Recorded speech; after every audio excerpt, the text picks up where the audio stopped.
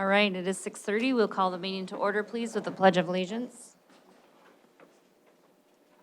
I pledge allegiance to the flag of the United States of America and to the republic for which it stands, one nation, under God, indivisible, with liberty and justice for all.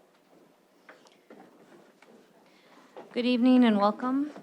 Before we get started, if we could just take a moment of silence in memory of 9/11 that happened 22 years ago.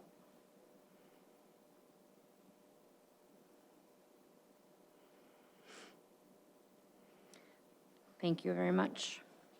Roll call, Mr. Schobert. Ullum, Yes.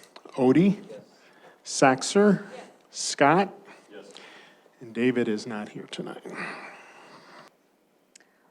All right, with that, if there are no changes that need to be made to the agenda, I would entertain a motion to approve that as presented, please. Second. There's been a first and a second. All of those in favor? Opposed? Motion passes. Thank you. No conflict of interest, disclosure, or waiver requests tonight. That takes us to our next item, approval of the minutes from the meetings that we had on August 14th and August 28th. If there are no changes that need to be made, I would entertain a motion to approve those as presented, please. So moved. There's been a first and a second. All those in favor? Opposed? Motion passes. Thank you. Community input. I didn't see any on the agenda, and I don't believe there's anyone in the audience that has any. If there is, speak now. Okay, thank you. That takes us to our financial items. Bills and claims, Mr. Schobert. Okay, thank you. It's been a while since I've sat in for Paul, so I can't quite remember how he does this, so I'm just going to go from start to finish in the board packet here. First of all, we have our listing of invoices for the month. There's a hefty amount, as you might expect, with the start of school and the end of summer. A couple I wanted to bring your attention to. There's a large expenditure with Daikin Applied for some installation on ventilators for Brandon Elementary, their HVAC ventilators. The reason I mention this will be the last project that, in addition to the 2 buses we purchased last month, that we will be seeking reimbursement from the ESSER grant from. So all of that is finally wrapping up. Also had about a $90,000 expenditure for the re-roof here at the high school, the commons area, and part of the PAC roofing project, and that is completed as well. And I would entertain any other questions as to any of the bills, any of the invoices. Hearing none, we can just move forward. Listing of our advance payments, not that many this month, mainly some entry fees and some meal money as our district activities, obviously getting underway in full throttle here. Pay vouchers are listed after that. And as you can see, that was quite plentiful as well. And food service listing should follow that, I believe.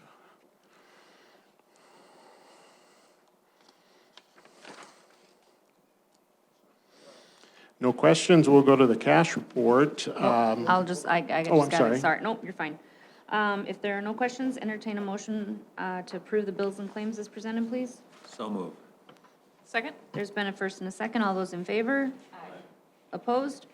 Motion passes. Thank you. Sorry, I didn't mean to step on that.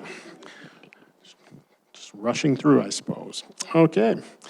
Now some financial reports. Cash report.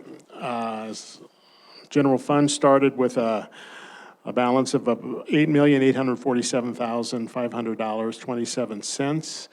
Receipts this month of $2,725,344 and a nickel.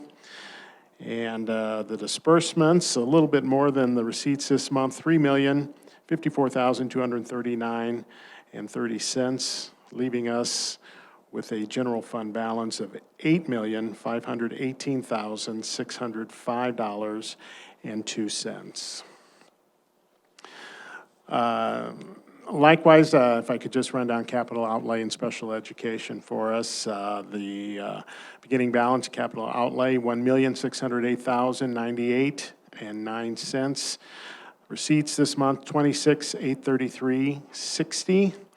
And cash disperse or withdrawals, $1,547,109.22, leaving a balance of $87,822.47.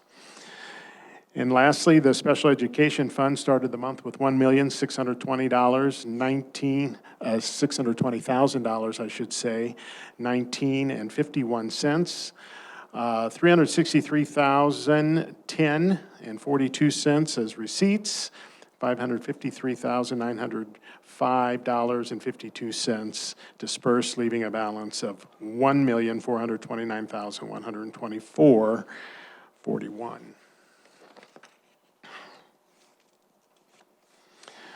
Listing of monthly receipts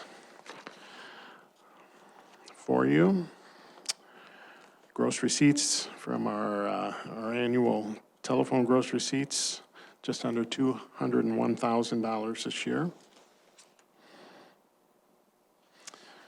Investments are summarized for you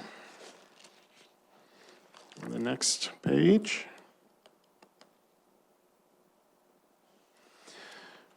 Then our payroll, we had a total payroll of $2 million, just a little over $2 million, $2,1,650.75. Of that, the instructional payroll was $1,186,269.39, and that equates to just under 60% of total payroll.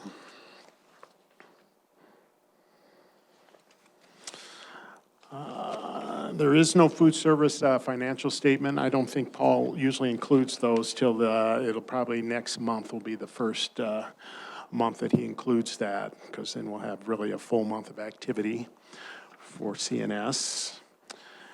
And then the balances in the various trust and agency accounts. Any question on those?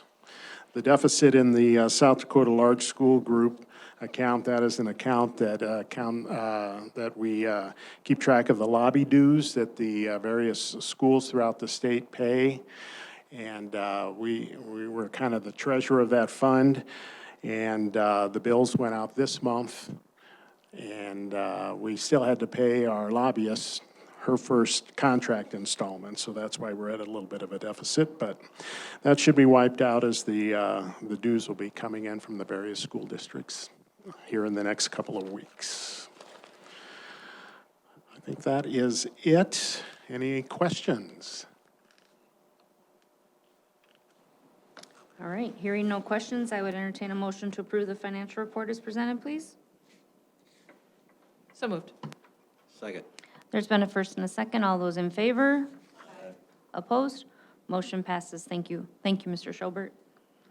All right, general business, administration reports. Administrative Center Superintendent Larson. Thank you, Madam Chair. I have a couple of items to update the Board of Education on here this evening. I want to give you a quick timeline and update on our school accountability report card. We have been notified previously by the Department of Ed that preliminary data is available for our review, so we have done that. We have completed the appeals process, and that was submitted prior to the September 7th deadline. We anticipate a public release scheduled for the report card in mid-October. So I would expect here in a month or so, month to 6 weeks, we can expect to see the SPI scores and accountability report card for South Dakota schools. Our strategic plan, just want to note that we will be reviewing, evaluating, and revising that here throughout the 23-24 school term. We'll utilize some survey feedback as well as focus groups and open house opportunities. I would anticipate that we really begin to kick up with our focus groups in October and then work throughout a 3 or 4 month process. And then we'll also be attending and providing PTA opportunities in that same window. And then after the new year is when we'll really start to work on revising action strategies and those various things with a a target of June being the date that we bring to you the revised plan for ultimately adoption. So more to come on that. Free and reduced meal applications are open. It's, again, incredibly important for folks that believe they may qualify to apply. All individuals that qualify for a free or reduced meal receive a free meal. So it's incredibly important for folks to do that here as we move through the school year. Academic calendar, hard to believe we're already talking about parent-teacher conferences, but parent-teacher conferences at our elementaries and high schools will be held on October 2nd, and at the intermediate and middle school on October 3rd. There's no school on October 6th for a comp day, and October 9th, there's no school for in-service.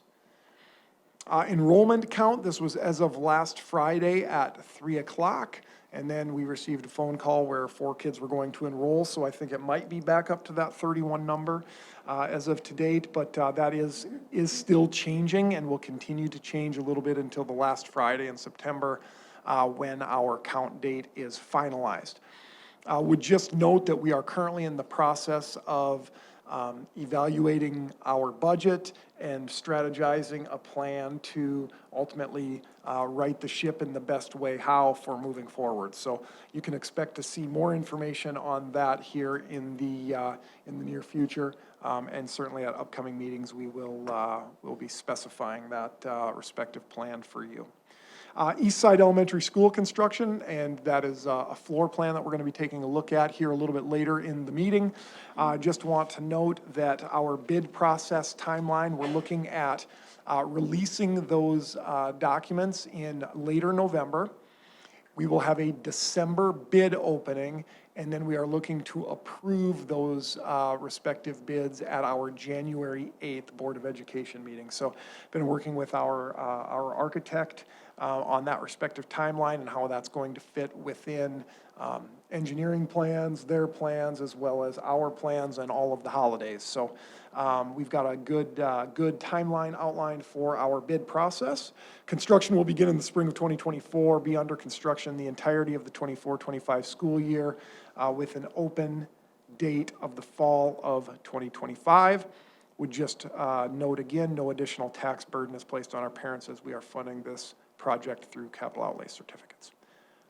Madam Chair, that's all I have at this time. Would certainly entertain any questions that you have.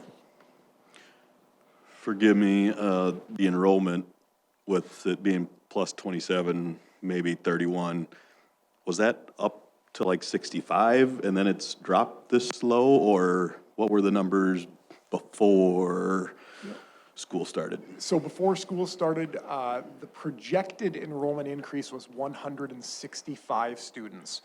And then I would say in August is when we really started tracking that. At the beginning of August, and that's when we were in that 30. Okay. We were in that 30 number. It's never. It was 60. It's ebbed and flowed through July, and then a little bit in the beginning of August, and now it'll just should steady. So we are 135 short, which is the reasoning for the review of the budget and the evaluation of where we can tighten the belt and find some savings. Thank you.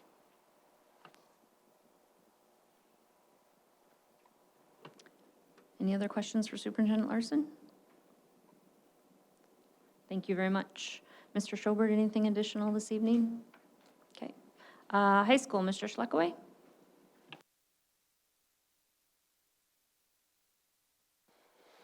All right, I thought I'd just kind of update you on our start of the year. I felt like today we could breathe a little bit, and I'll kind of explain that, that whole process. But we do a 5-6 week span. I don't know if at the high school level, we've ever had so much in such a short amount of time. So you start with senior retreat in early August, where we had over 200 seniors. That's a voluntary event, but over 200 of the 300 seniors showed up. Really cool. That helps prepare for Freshman Unity Day, where I had over 140 seniors volunteer for the entire afternoon. That's like noon to 8. On top of that, we had 309 freshmen at that event. So got a lot of positive feedback from parents saying, by the time school started, their freshmen, they weren't scared of this building. So that's a testament to our seniors and the great leadership we have with this group. Then we jump into Power Day.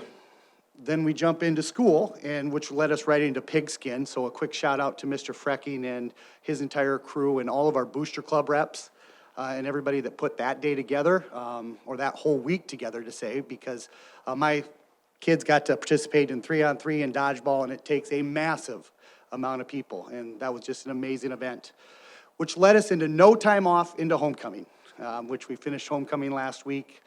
Successful week for us, amazing. I'm not sure if this is a good thing or bad thing, but I'm pretty confident we set a record at the homecoming dance, a number of students attending, and how hot can you get the gym in a matter of 2 hours? I did feel bad for the girls' the girls' volleyball team the next morning, because I think the gym still smelled a little bit like they had fun. But overall, great senior leadership. I want to thank Principal Moore and Principal Paula and the student council for all the work they did with homecoming. I think if you have a high school student, they were probably a little tired this weekend. On top of that, marching band traveled to Minneapolis. We have a cheer and dance event here on site tomorrow. So we're all systems go, but we're confident with where we are. And I just wanted a quick shout out to all of our seniors and the senior leadership we have with this group, because they've allowed us to really start strong. Any questions? Mark, I got one. Yeah. How's the flow in the high school, the new? Oh, it's fantastic. We only have a couple traffic jams during the day, and that's with lunch periods. Other than that, significant notice or difference in our hallways with adding the new addition and things like that. So students have commended or talked a little bit about how the hallways are just a little bit less crowded. So the flow is really good. Good question. Thank you. Thank you. Mrs. Moore, anything tonight? Okay, Mr. Paula? Middle school, Dr. Nelson? Mr. Rothenberger? All right. Intermediate school, Mr. Skipstead? Mr. Pearson? Special services, Mrs. Otime? Elementaries, Ms. Foster, Mrs. Hofkamp, Mr. Horst, Mrs. Mutter, Mrs. Palmer, nothing. I've got nothing. Mr. or Mrs. Nelson, anything from Director? Okay. And Mr. Henschel? Okay. And Mr. Frecking is probably busy. Board policy, there is none. That's my excitement for the evening, is to say there is none.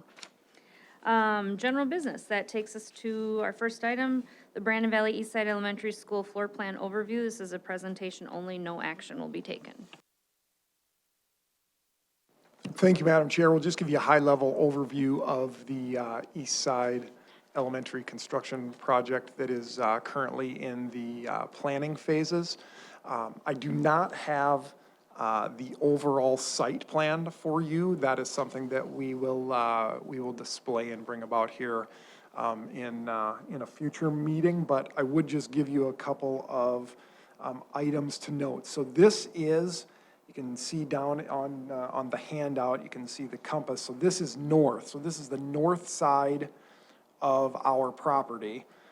So the development, the residential development that is going on, will be going on to the north of our respective property. Just so you know, our property, we will have access off of Chestnut on what will be Chestnut Trail. And Chestnut Trail will come in from the west to the east here towards our facility, and it will actually end on the northeast corner of our property. Our property will be accessed off of Sunshine Avenue, which will then run south along the west side of our property. So over here, when I get you a copy of the site overview, you're going to see a bus loop entrance, as well as the parent pickup drop-off entrance, as well as an entrance for, or access to our utility area. So now that we got our bearings about us, take a quick look at this. You will note a tremendous number of similarities between this respective building and Inspiration Elementary, Fred Assam Elementary, I would even say Robert Bennis Elementary. So we will start on the west side of the building here, and I would just note that we have the large, oversized gymnasium. kitchen area, custodial supplies, all of that respective business. The boiler room is up here in this corner with the other utilities where they come in, and then this is the music room. So again, you can see, get a real good feel for very standard layout in comparison to our other respective buildings. Secure entrance here at the main entrance with the administration center, principal's office, the nurse's station, staff work area, et cetera. And then you can see as we come into the commons here. Some restrooms located off of the commons. And then you have ultimately the art room. Across the hall from the art room, you have, I believe it's a staff workroom. The media center and or library. And then this is an early childhood wing. So this is ultimately where you're finding, this building project would be as 94,000 square feet. So it's about 10,000 more square feet than Inspiration Elementary, and that's almost all associated with the early childhood wing. So this new early childhood wing would ultimately service our early childhood program, moving them out of the oldest portion of the Brandon Elementary building and into our East Side Elementary, ultimately giving us the opportunity to address that respective area when the time comes and it's appropriate. So that's what this is. It's an early childhood wing. We have collaborated with our early childhood department, ultimately fine-tuning what that space looks like. Each one of these spaces has a restroom. In addition to a restroom, they have additional storage, and they also have a specialized restroom for changing dirty pants, dirty diapers, those respective types of things. So they have some specialized spaces along with multiple speech rooms, a sensory room, conference room, et cetera. So that is the early childhood wing. And then as we move down the hallway, this is our kindergarten room. This is again established just like our other respective elementaries in the fact that there are 5 elementary classrooms and 1 junior kindergarten classroom. We may not have JK there to start, but that's how we're building them out. So that is ultimately the kindergarten wing, built almost identically again to Inspiration Elementary in terms of restrooms in the classroom, casework, et cetera. And then down this hallway, we have our sensory room, special ed services, et cetera, OTPT, and our computer lab, and then our other respective classrooms, grades 1 through 4, are all positioned out of this respective wing, in addition to our tutor rooms, our speech rooms, and our multiple sets of restrooms in this wing of the respective building. Hope to have exterior site images as well as pictures of what the building will look like here in a few weeks, and go from there. Any questions regarding layout and or floor plan at this time? Also brought a larger image, hard copy back there if you'd like to take a look, and provided each of the board members as well as the audience with a hard copy of the actual floor plan. So if there are no questions, no action to take. Thank you. Thank you very much, Superintendent Larson. Personnel, I would entertain a motion to approve items 1 through 9 as presented, please. So moved. There's been a first and a second. All those in favor? Opposed? Motion passes. Thank you. Items 10 and 11 are information only. Under communication, central office, building permit applications for your review if you choose to do that. That takes us to board reports. Does anyone have a formal board report that they would like to share tonight? No. one formal report, not from a board member, but a special thank you to the Brandon Police Department. We had the stoplight out here on Split Rock go out, and it was because of a power glitch or something of that nature, and the light is not functional, and that has created some challenges in the morning and in the afternoon. And this afternoon, they came out and they directed traffic and allowed our kids to safely get across that respective road. So a giant shout out to Officer Sarda, as well as the Brandon Police Department for helping us work through that respective situation. Really appreciate their commitment to our kids. Thank you.